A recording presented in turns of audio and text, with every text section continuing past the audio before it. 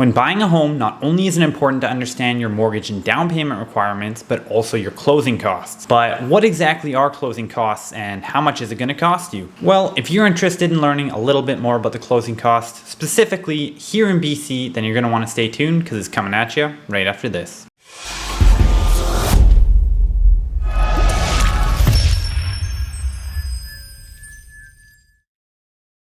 What's going on, guys? Alex Dunbar here from the Dunbar Real Estate Group and Remax Treeline Realty based out of the Surrey-Langley areas. And in this video, I'm going to be covering everything you need to know about closing costs when you're buying a home. If this is your first time on my channel, I make weekly real estate videos in regards to the BC and Canadian real estate market, as well as showcase community tours across the Lower Mainland. So if that's something you're interested in seeing more of, I suggest you subscribe to my channel and hit the bell so you're notified whenever I come out with a new video. And before I get into it, I'll ask that you do one thing for me, and that's to hit that like button so the algorithm will push this video out to more individuals just like yourself who want to learn more about the closing costs of buying a home. And with that, let's get right into it. So first of all, what exactly are closing costs? Well, they're costs associated with the purchase of a home that aren't able to be lumped into your mortgage. This means they're going to be due at some point between the time you get an accepted offer and the time you actually complete on the home. But for the most part, the majority of them will take place closer to the end. So in this video today, I'm going to give you a general overall checklist. However, each situation may be slightly different. And it's always good to check with both your lawyer and mortgage broker to make sure nothing is missed. But this will give you a pretty good foundational understanding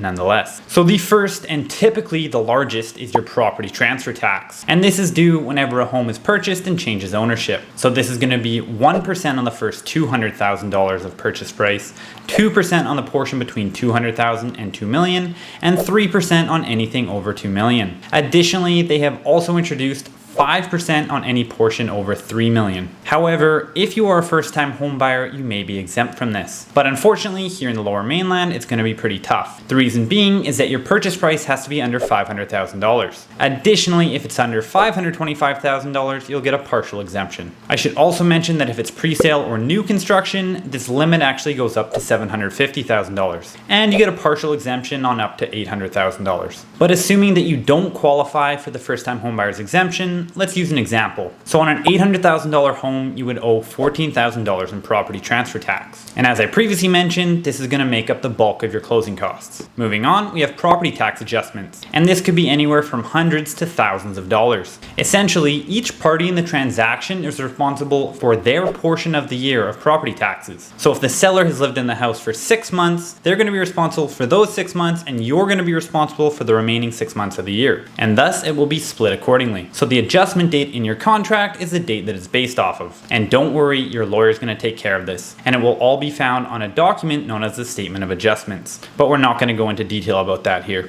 However, I will mention that most municipal taxes are paid on July 1st. So if you purchase your home before July 1st or before those taxes are paid, then the seller will actually be reimbursing you for their portion of the year. Alternatively, if you purchase after July 1st, you'll be the one reimbursing them. So technically, you may actually be owed money here. But as I mentioned, it all depends when you purchase your home.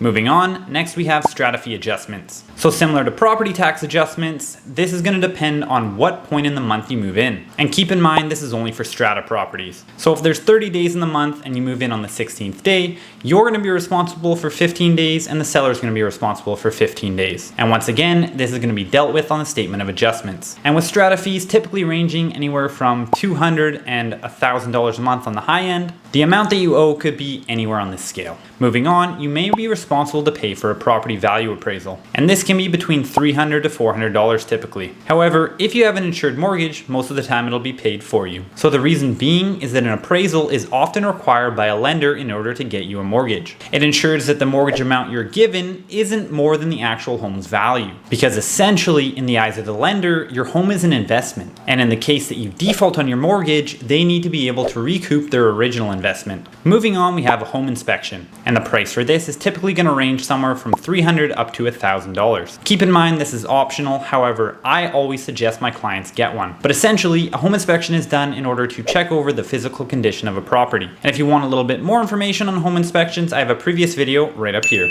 Next is a property survey certificate, and on average this can cost about $20. So a survey certificate is a professional document here in BC used to determine the boundaries of a property. Sometimes mortgage lenders require this while you're going through the mortgage approval process. However, keep in mind that this is not required for strata properties. Next is going to be your property insurance and contents insurance. As a homeowner, you need to insure your house for its rebuilding costs in the event of serious damage or destruction. You need to know who and what is covered and understand the contractual obligations in your policy. The cost here can range, so I suggest you reach out to a trusted insurance agent in order to get yourself a quote. And if you're looking for a suggestion, I'd be more than happy to put you in contact with one. Just send me a message and let me know. Additionally, if this is a rental property, you're also going to require landlord's insurance, and your insurance agent is going to be able to fill you in more on this. Next is going to be GST. However, this is only applicable on pre-sale, new construction, and substantially renovated units. In these cases, it's going to be 5% on top of the purchase price. GST rebates are available in some circumstances, however, it's quite rare,